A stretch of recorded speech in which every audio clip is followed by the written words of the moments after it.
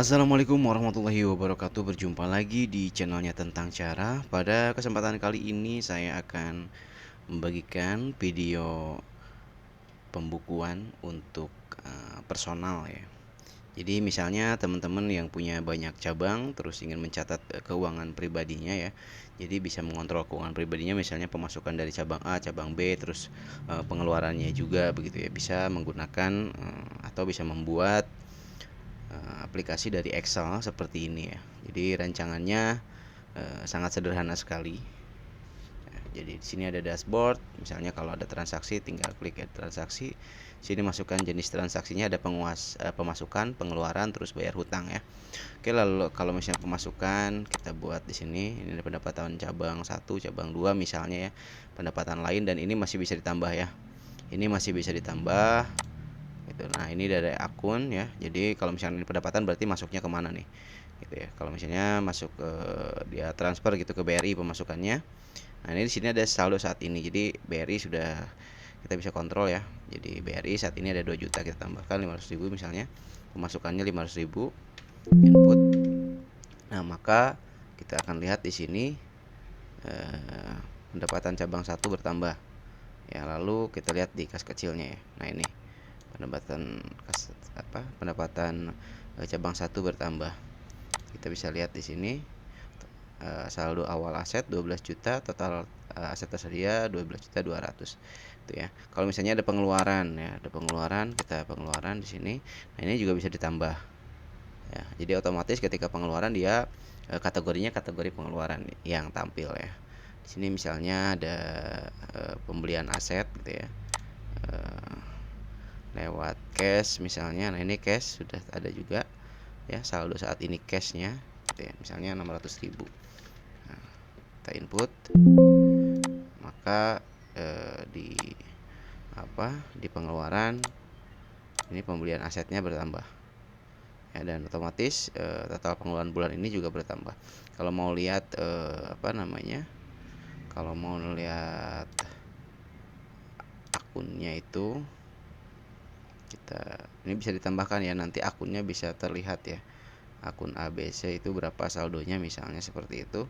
Bisa juga nanti diadakan, oh ini nih, sorry ya, sudah ada, saya sudah masukkan nih asetnya ini ya, cash 8 juta, BRI 2,5 juta, BCA 1.100.000. Nah, ini adalah aset-aset yang ada ya gitu. Lalu misalnya ada pembayaran hutang. Nah, namun sebelumnya kita harus memasukin dulu di sini, misalnya kita tambahkan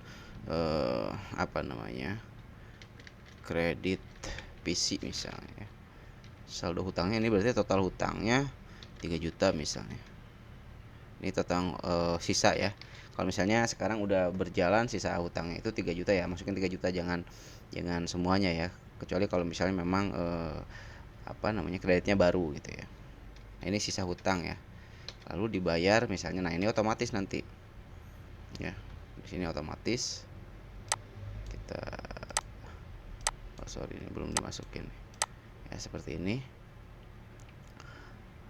Nah, ini sisa hutangnya 3 juta. Kita coba bayar hutang ya di sini. Bayar hutang, kredit PC ya, terus bayarnya via BRI misalnya. Dibayarnya 500.000 misalnya, kan cicilan misalnya ya. Oke, inputkan. Di saldo cashnya pasti berkurang ya. Bayar hutang mana tadi ya, bayar hutang. Nah, ini nih, bayar hutang bulan ini ya 2.200.000, maka total sisa hutang adalah 4.800.000 gitu. Kita coba lihat di hutang di sini. Nah, ini sudah masuk sisa hutangnya 2,5 juta gitu. Jadi kita bisa mengontrol ya, bisa mengontrol hutang-hutang yang ada gitu ya.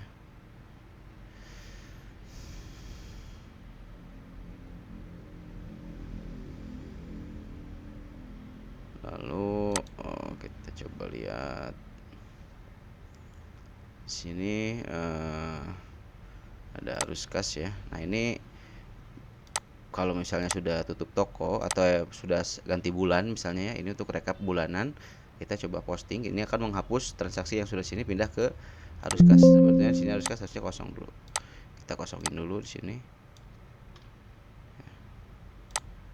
Sini kita posting. Sorry, ada kesalahan, belum diganti.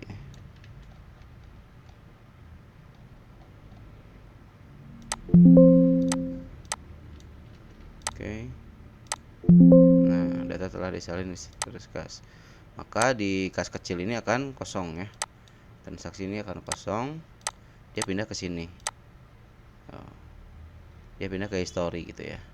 Jadi 1 bulan kemarin masih kita tetap bisa cek di arus kas ya. Lalu kalau di sini adalah bulan berjalan ya gitu. Ini makanya ini total pemasukan bulan ini jadi kosong ya. Pengeluaran bulan ini kosong, bayar hutang jadi kosong juga gitu ya. Punya 7 juta. Oke.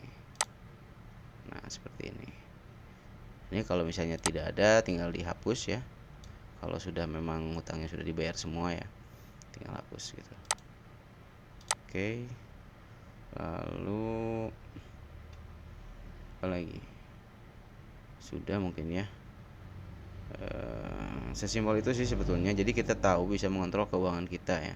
Di sini kategori ya, kategori pemasukan, terus kategori pengeluaran ini bisa ditambahkan. Ini nambahinnya tinggal misalkan masukin saja langsung di sini. Ya, biaya transport misalnya. Transportasi. Lalu kita coba transaksikan kategorinya pemasukan pengeluaran. Nah, maka biaya transportasi ada di sini. Sudah masuk ya gitu ya.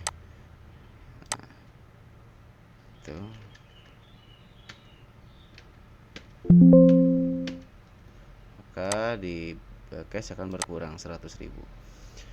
Semudah itu ya teman-teman. Mudah-mudahan ini bisa jadi alternatif ya untuk pembukuan sederhana teman-teman. Bisa digunakan untuk kebutuhan teman-teman, baik itu usaha atau personal ya.